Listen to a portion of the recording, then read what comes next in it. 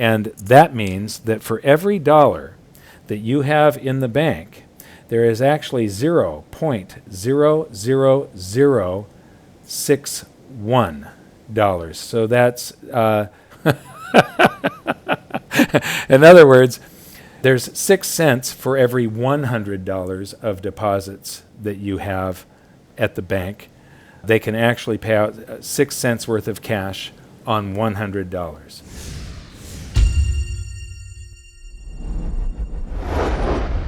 Hi, this is Mike Maloney, and this is a follow-up to a video I made a couple of weeks ago.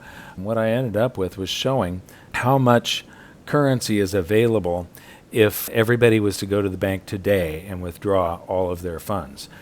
The thing is that banking is very, very convoluted, and so I wanted to dig a little bit deeper into that for everybody and show you just how convoluted this gets. This is base money, and I've talked about, or base currency is the proper term. They call it the monetary base, but it's base currency. It's not money. But this goes all the way back to 1918. So this is when the Federal Reserve started publishing or started collecting all their data. And I can zoom in on this, and I've left the long view of it because I like to see the recession bars and how regular the recessions are and point out that we're due for a recession. But this base money is the currency that's in circulation out in the public plus the reserves that banks carry. They either carry those reserves as vault cash or they carry it as deposits at the Federal Reserve. So the commercial banks all have accounts at the Federal Reserve. And so I want to take a look at the reserves. So of base currency, when you deduct, this is 3.9 trillion, and you deduct the currency that's in circulation, basically 2.6 trillion is held as reserves.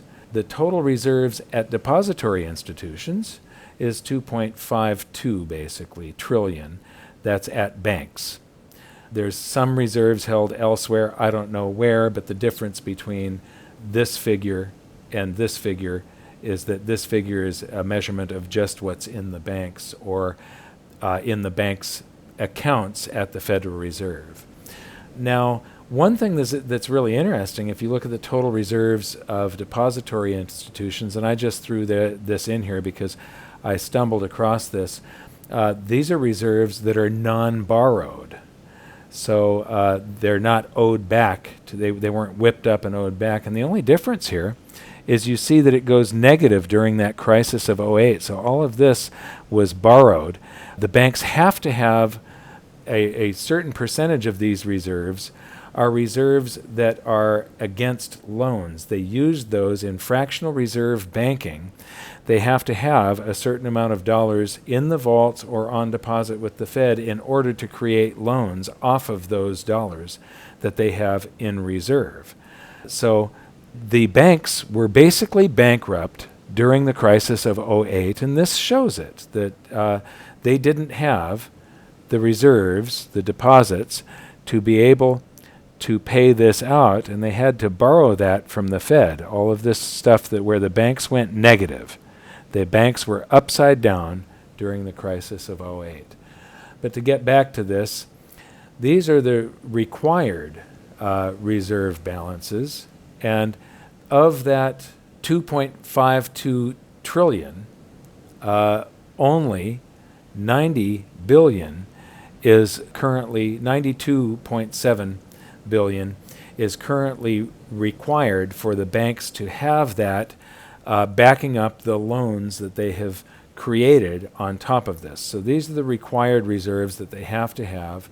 And then, so if you deduct the required reserves from the reserves, you end up with excess reserves of depository institutions. So these are the excess reserves that the banks have that they can actually pay out. And this is 2.37 trillion. And I took this and divided it by, instead of using M2 like I did last time, M2 is the current broadest measure of the currency supply. But they used to publish, before March of 2006, they published M3, and that was the broadest measure of the currency supply. And there's a couple of people that calculate M3, and one of them is John Williams of Shadow Government Statistics, and I subscribe to his services. And right now he says that M3 stands at 17,240 billion. So M2, when I did these calculations in the video a couple of weeks ago, I was using M2.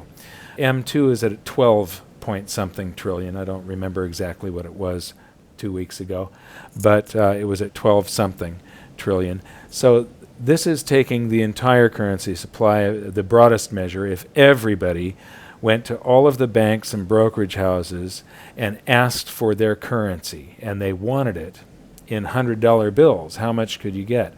Well, if you take the excess reserves, and if you take that and divide it by M3, there's actually about 13 cents, it's closer to 13.7 cents for every dollar that we have deposited that we could get back.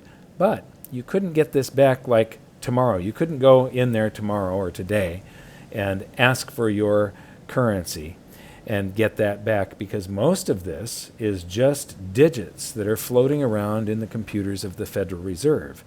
Most of this excess reserves is held in the commercial banks' accounts at the Federal Reserve.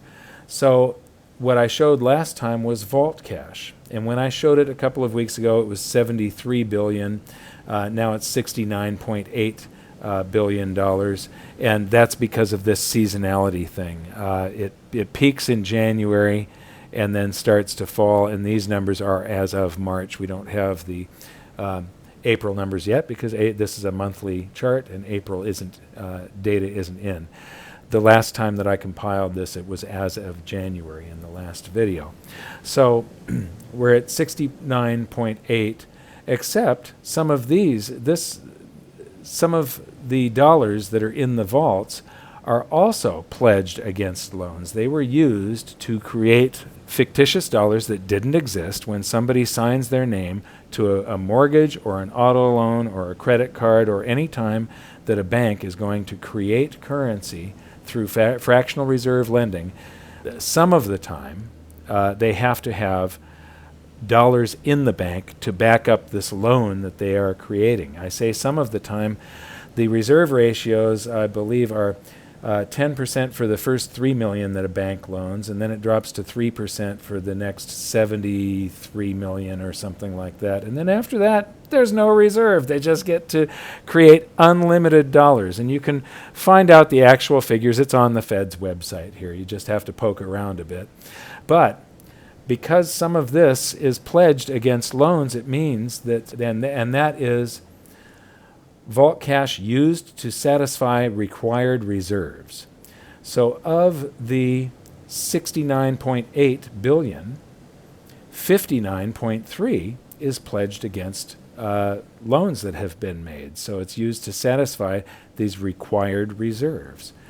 So if they wanted to pay out any of these dollars, what that means is that the bank that's paying it out would have to sell off the loans that are related to this vault cash used to satisfy required reserves to another bank, or they would have to call in the loan, which contracts the currency supply. It's deflationary. That is what was happening during the Great Depression. Banks were paying out cash, and they had to do so. They had to contract their loans, their loan book. So what's left over is vault cash surplus. These are the dollars in the vaults of the banks that they can pay out today against people coming in, closing their accounts, or asking for some of their actual cash in $100 bills and such. And so there's actually only $10.5 billion that the banks can pay out against $17.24 trillion of M3. And that means that if you don't want to wait for the Federal Reserve, you can wait for these excess reserves right here They've got these reserves in deposits at the Federal Reserve banks, and the banks can withdraw this and pay that out in $100 bills. But how long is it going to take the Bureau of Engraving to print $2.367 trillion worth of $100 bills? I don't know if that measures in months or years of running the printing press, but what they actually have to pay out today or tomorrow is just the 10.515 billion. And that means that for every dollar that you have in the bank, there is actually 0.00061 dollars. So that's, in other words, there's 6 cents for every $100 of deposits that you have at the bank. They can actually pay out 6 cents worth of cash on $100. And so, as my friend Dennis Miller says, the Federal Reserve Bank, the only reserve they've got is they reserve the right to print, because that's what they're going to have to do if you actually want some of your cash. But what they would do before that is they would probably try to make cash illegal. So that's it for this video. If you felt that you got something out of this, the education and so on, please like this video and share it with anybody that you can. Thank you very much. We'll see you next time.